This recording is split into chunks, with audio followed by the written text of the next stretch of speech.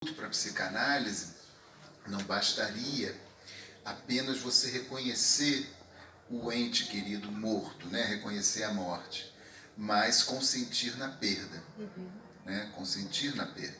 Esse seria o luto proposto por Alush, que seria uma proposta que dá um passo a mais justamente ao luto freudiano, que seria um luto substitutivo, né? Romântico, como a Marília colocava, né?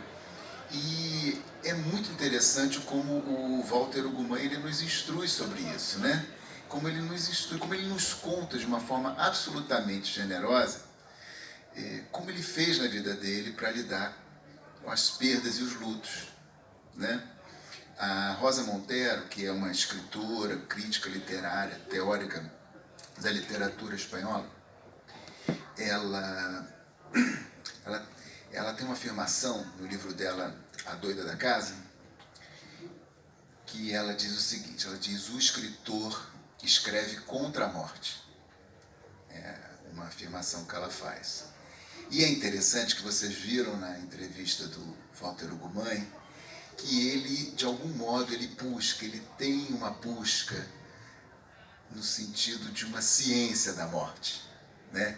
Uma pretensão do Walter Hugo de algum modo, poder se valer de uma ciência sobre a morte.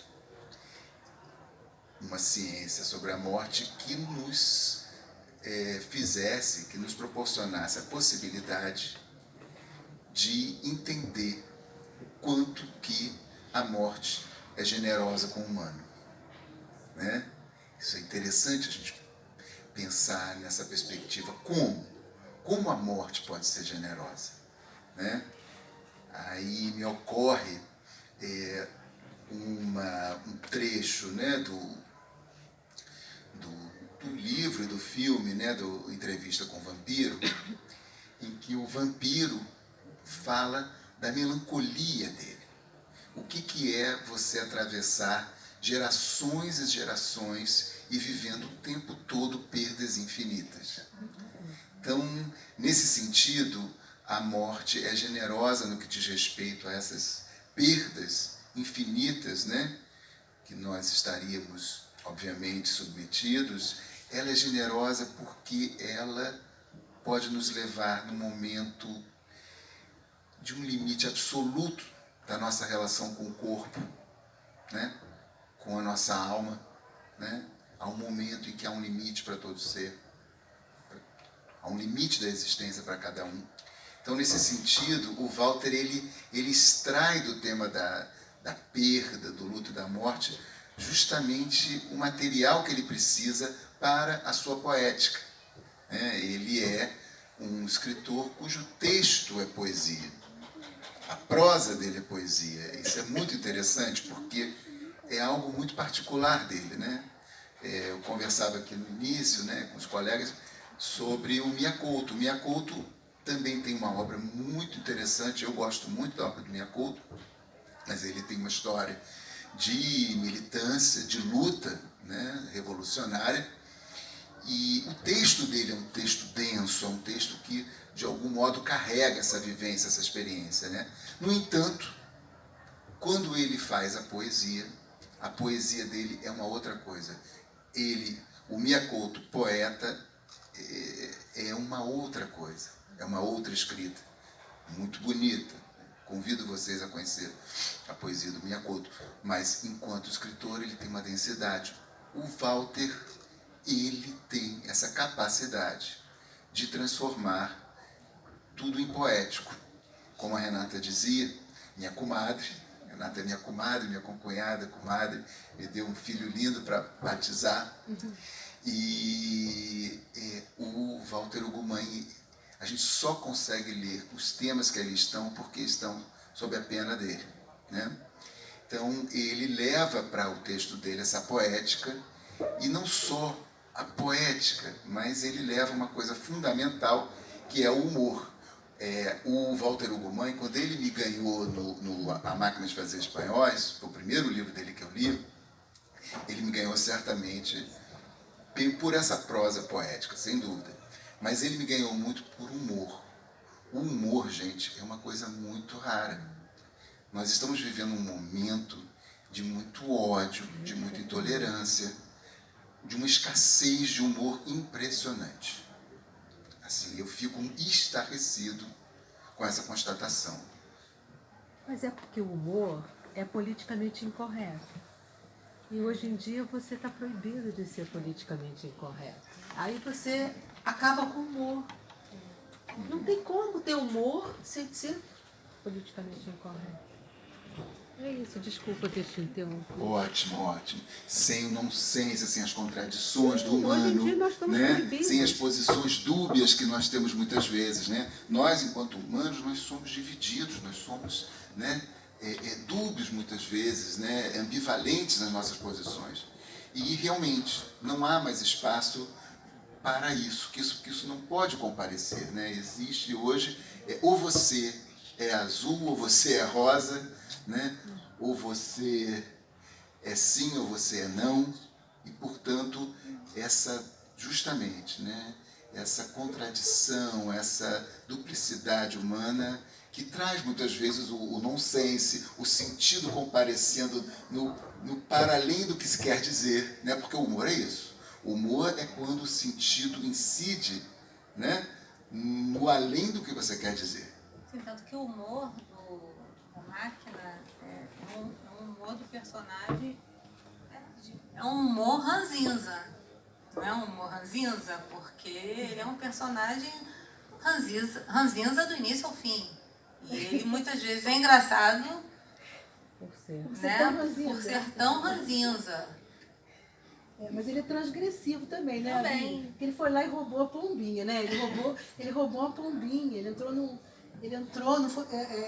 não estou bem lembrado porque eu não reli, mas é lindo porque também ele está indo para um asilo, né? Ele está por causa dos filhos, quer dizer, e aí ele está, vamos dizer, desculpa eu interromper, ele era contra tudo aquilo. Assim, eu tenho que ir, então o que eu posso fazer ali?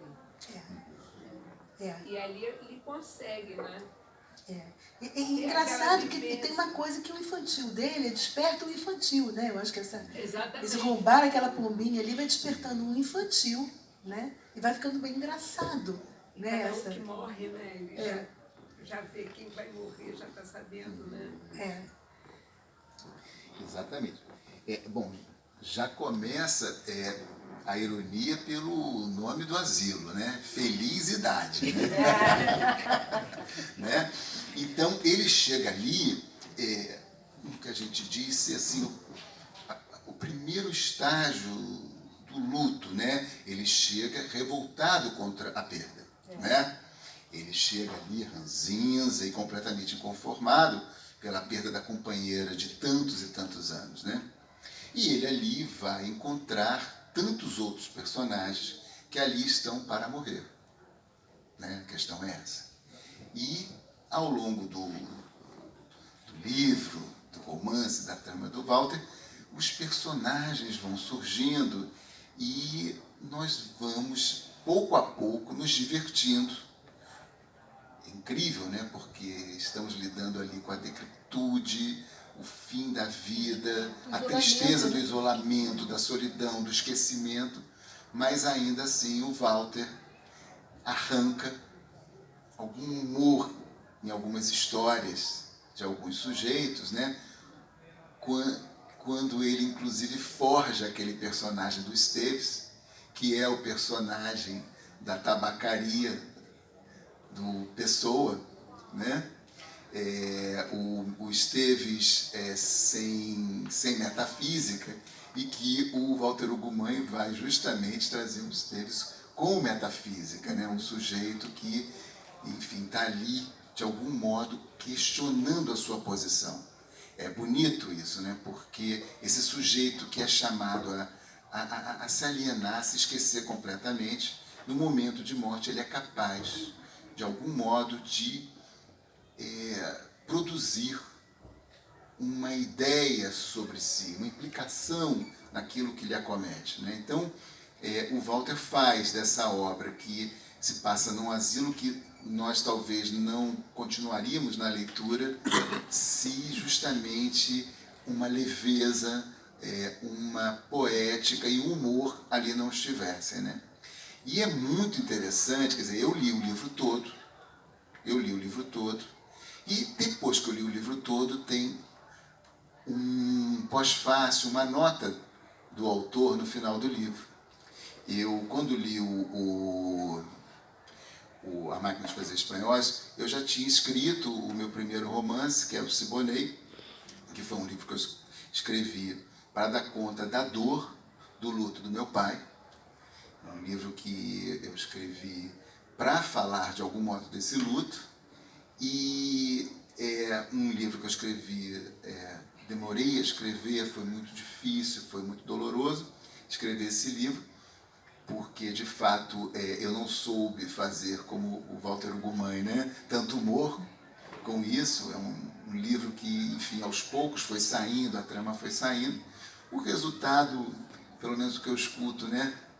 Assim, é interessante o que as pessoas me devolvem sobre esse livro, mas no final do livro do Walter, se eu tivesse lido isso antes, né, talvez eu tivesse escrito o meu livro de outra maneira. Bom, ainda bem que eu não li antes, porque é isso aí, né? A gente... É o que se pode ser, né?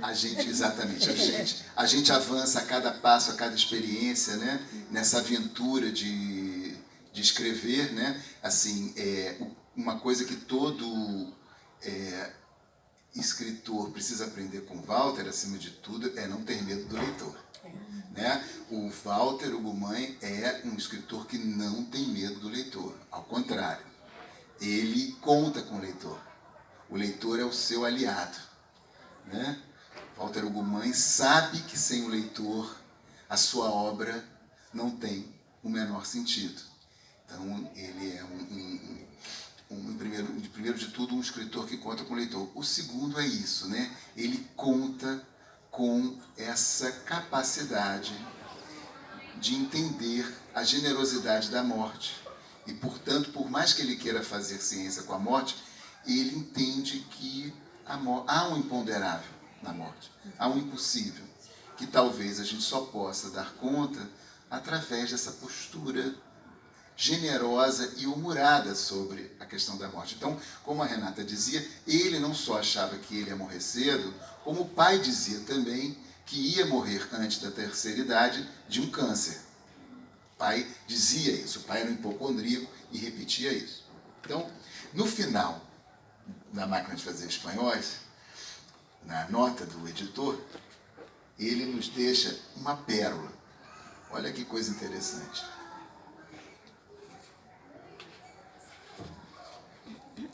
O meu pai sempre disse que morreria de um cancro antes da terceira idade.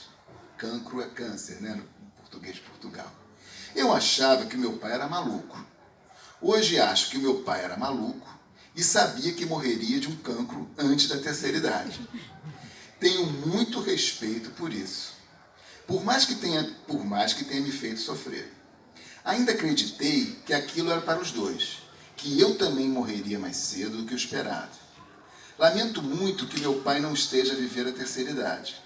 Por isso, decidi inventar uma terceira idade para nós dois, malucos os dois.